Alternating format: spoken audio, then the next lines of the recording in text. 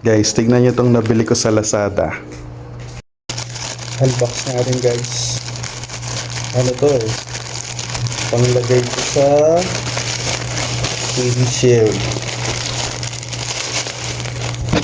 Para hindi mainitan. Wow, may pa-eco bag. Yan. Tara! Hindi pa. Diba, laki ah. Makapal siya, good quality.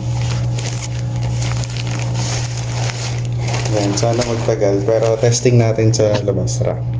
Ayan guys, so nakabit ko na.